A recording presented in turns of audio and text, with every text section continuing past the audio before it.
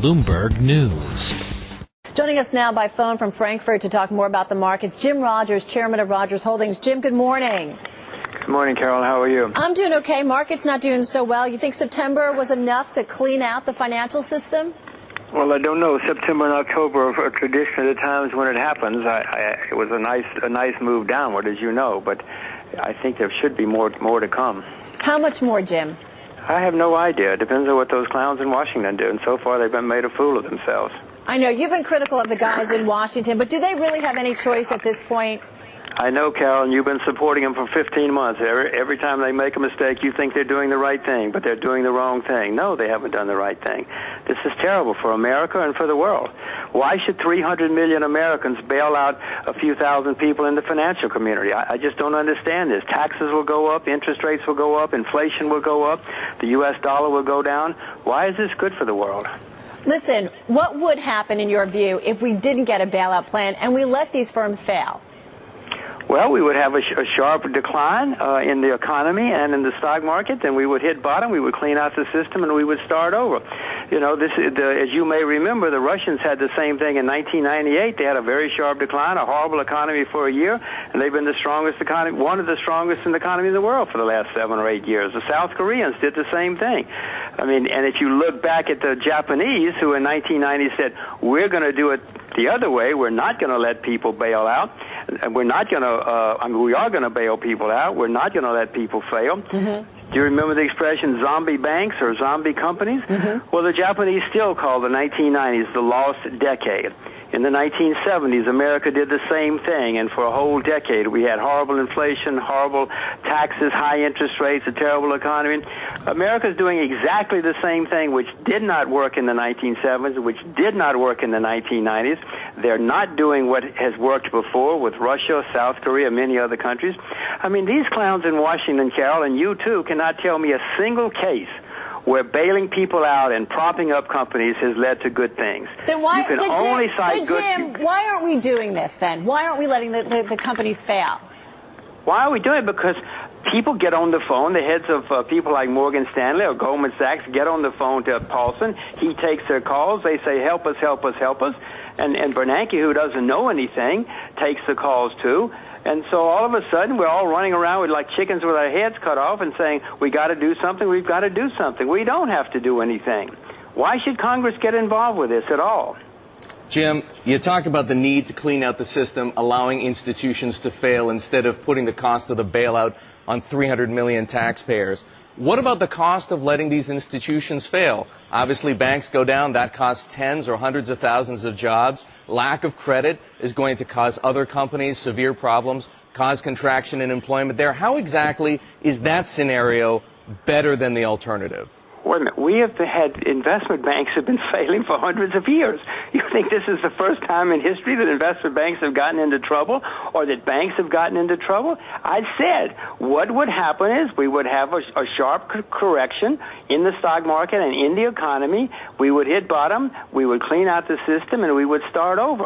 Why should all the people out there in America who've been saving their money, paying their mortgage, suddenly have to take on huge debts caused by some people they don't even know, just so some guys on Wall Street could continue to have their Maseratis? Hey, so Jim, would a better plan be giving a bunch of money to those homeowners who are having trouble making their mortgage payments? Well, that would certainly be better than what they're doing now. I wouldn't do any of it. As I said, I would do what the Russians did and the South Koreans did and many other countries in history have done. When they get into problems, the people who cause the problems suffer, and then they start over. There's a sharp correction, and they start over.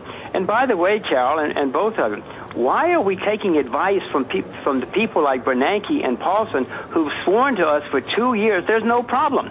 Bernanke, under oath, has sworn to us repeatedly there's no problem, everything is fine. Paulson as well. And that guy who's at the New York Fed, he's the real danger. He doesn't know anything. But he thinks he does, and he keeps telling people he does. Jim, why are we taking advice from people who've been dead wrong over and over and over again for 2 years? If you came to me, Carol, and said every month for 2 years to do something and it was wrong, What, do you think I would listen to you? No. Jim, I want you to give our viewers an idea of what a sharp correction is. When you say a sharp correction is necessary, tell me what you think it means in terms of how the stock market would perform, how the economy would perform, how many jobs we would lose, and give them a chance to evaluate that against the scenario being presented to them by lawmakers. Well, let's first of all, the presentation which Paulson and Bernanke are giving us, we know is probably going to lead to at least a decade of hard times in America. At least it did in the 1970s, and it did in the 1990s in Japan.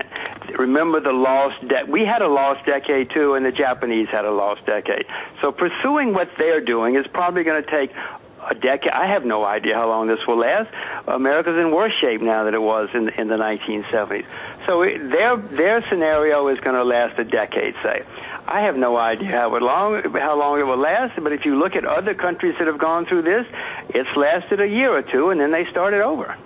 Hey, Jim, just got about a minute left here. All right, so then what is your advice to investors? You know, I get a ton of emails, bring back Jim Rogers, find out what he's doing. What are you doing at this point? Well, at this point, I'm mainly sitting and watching. I bought some Swiss francs. I bought some Japanese yen recently. I bought some agricultural commodities recently. I bought some airlines recently. Some of these things are dumped on my head. I bought a few Chinese shares a week or so ago. Mm-hmm. These are things I'm doing, but mainly I'm just sitting and watching.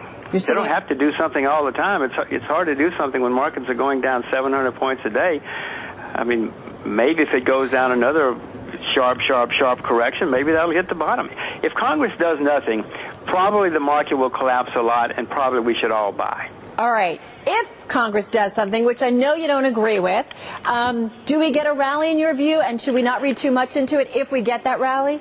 I suspect if Congress does something, we will get a rally. It's a rally which I would plan to sell. Whether I sell it next week or next month or next year, I don't know.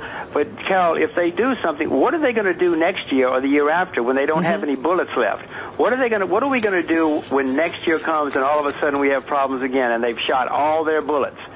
Then if they do something, then we're going to have a real collapse because the foreign creditors are going to take their money out of the country, the dollar's going to collapse, there's going to be a run on the dollar, and that's going to be the end of the story. Jim, bottom line, it's better that you think we let these firms fail, Congress do nothing more, the Fed do nothing more, and that we'll get a quicker correction if we let it play out that way?